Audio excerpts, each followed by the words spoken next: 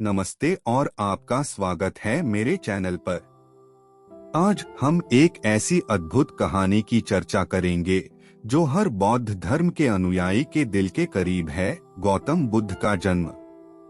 गौतम बुद्ध के पिता का नाम शुद्धोधन था। वे कपिलवस्तु के राजा थे। बात उस समय की है जब गौतम बुद्ध का जन्म भी नहीं हुआ था। राजा शुद्धोधन के कोई संतान न थी। इसी कारण संतान प्राप्ति की चाह में वे सदैव विचारमग्न रहते थे। संतान प्राप्ति की चाह में ही उन्होंने 2 विवाह किए थे। राजा शुद्धोधन की बड़ी रानी का नाम महामाया और छोटी का नाम प्रजावती था। धीरे धीरे समय व्यतीत हो रहा था।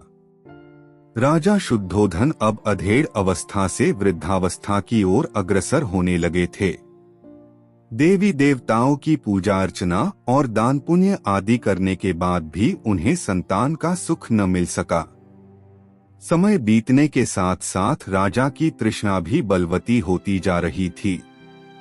ऐसा प्रतीत होता था जैसे भाग्य के देवता राजा शुद्धोधन से कुपित हो गए हैं। तभी तो उनकी श्रद्धा और निष्ठा भी कोई रंग न ला सकी थी।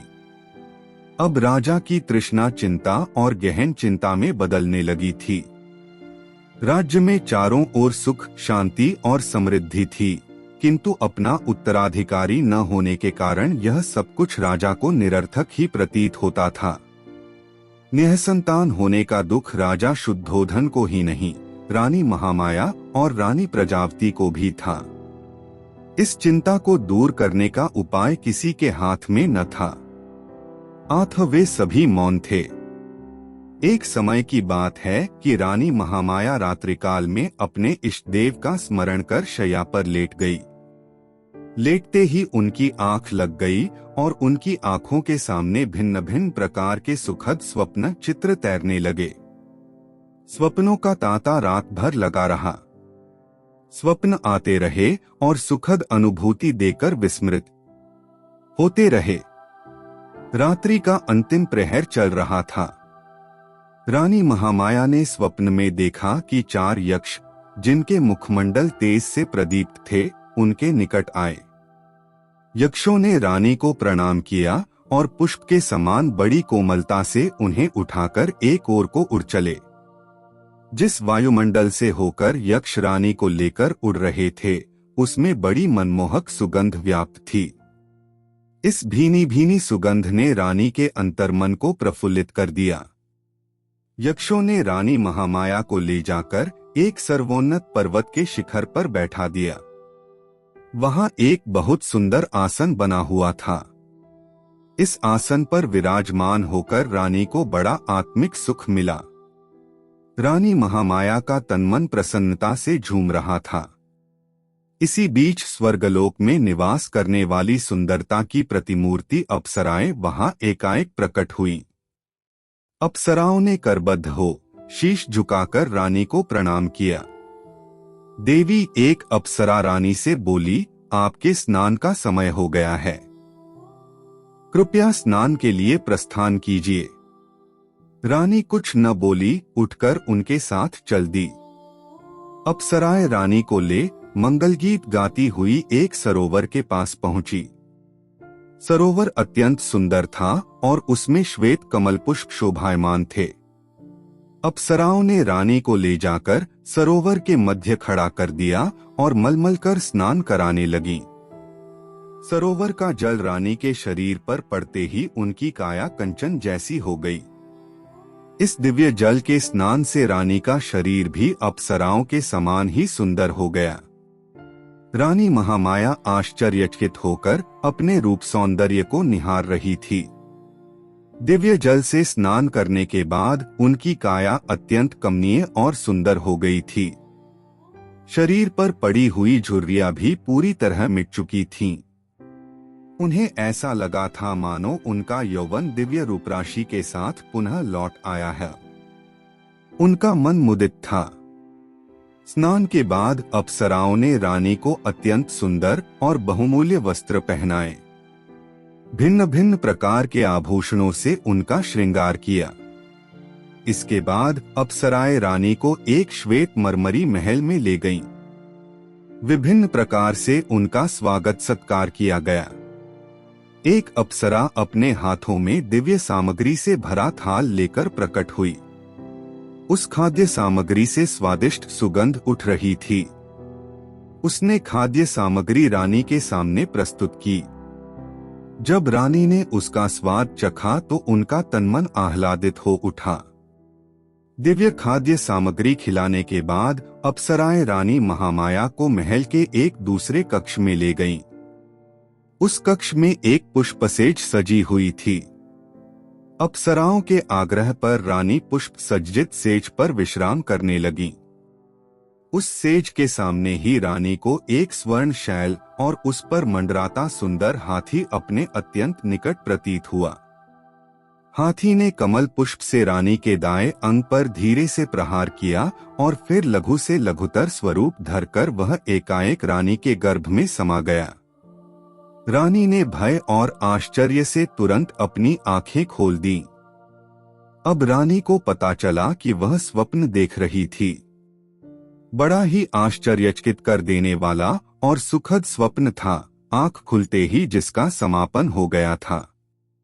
जब राज ज्योतिषी ने स्वप्न के फल की गणना कर बताया कि उनके यहाँ एक यशस्वी पुत्र रत्न का जन्म होगा, तो उनकी प्रसन्नता की कोई सीमा न रही।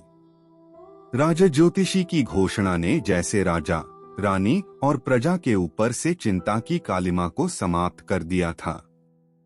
राजमहल में छाया सन्नाटा धीरे धीरे सिमटने लगा। ज्यों-ज्यों रानी महामाया का गर्भकाल पूर्ण होने की ओर अग्रसर हो रहा था, त्यों-त्यों राजमहल में प्रसन्नता बढ़ती जा रही थी। अब गर्भकाल लगभग पूर्ण होने को था।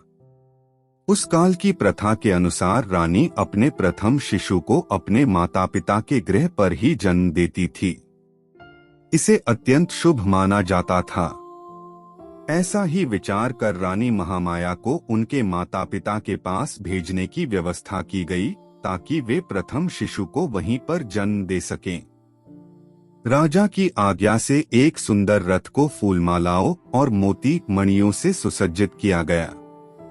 उस रथ में रानी के साथ उनकी प्रिय दासियां और परिचारिकाएं बैठीं। रथ के आगे आगे 6 घोड़ों पर सवार योद्धा सैनिक चले और इसी प्रकार पीछे भी घुड़सवार सैनिक चले। धीरे धीरे रानी का यह काफिला आगे बढ़ा जा रहा था कि लुम्बिनी वन के निकट रानी को तीव्र प्रसव पीड़ा होने लगी। परिचारिकाओं के कहने पर रथ को लुम्बिनी वन में ही एक उचित स्थान देखकर रोक दिया गया। वैशाख मास की पूर्णिमा थी। गगन पर पूर्ण चंद्र जगमगा रहा था। लुम्बिनी वन का कोना कोना जैसे पूर्णिमा की शीतल चांदनी में अपनी मधुरिमा के साथ शोभायमान हो रहा था। इस वैशाख पूर्णिमा को जैसे सदियों से लुम्बिनी वन में इस महान घटना के घटने की ही प्रतीक्षा थी, और प्रतीक्षा की घड़ियां धीरे धीरे समाप्त होती जा रही थीं। यह घटना ईसा से लगभग 564 वर्ष पूर्व की है। रानी महामाया प्रसव पीड़ा से आकुल लुम्बिनी वन में पुष्पों से आच्छादित वृक्ष के नीचे विश्राम कर रही थी। परिचारिकाएं उनकी तरह तरह से सेवा शुश्रूषा कर रही थीं। प्रकृति द्वारा निर्धारित शुभ घड़ी और शुभ पलों में रानी महामाया ने एक सुंदर स्वस्थ शिशु को जन्म दिया। शिशु के जन्म की शुभ सूचना अविलंब कपिलवस्तु भेज दी गई। कपिलवस्तु में राजा शुद्धोधन और रानी प्रजावती के हर्ष की सीमा न थी।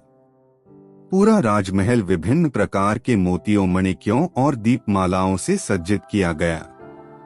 राजा शुद्धोधन और रानी प्रजावती ने पुत्र प्राप्ति से प्रसन्न होकर निर्धनों और ब्राह्मणों को खुले हाथों से दान देना प्रारंभ कर दिया।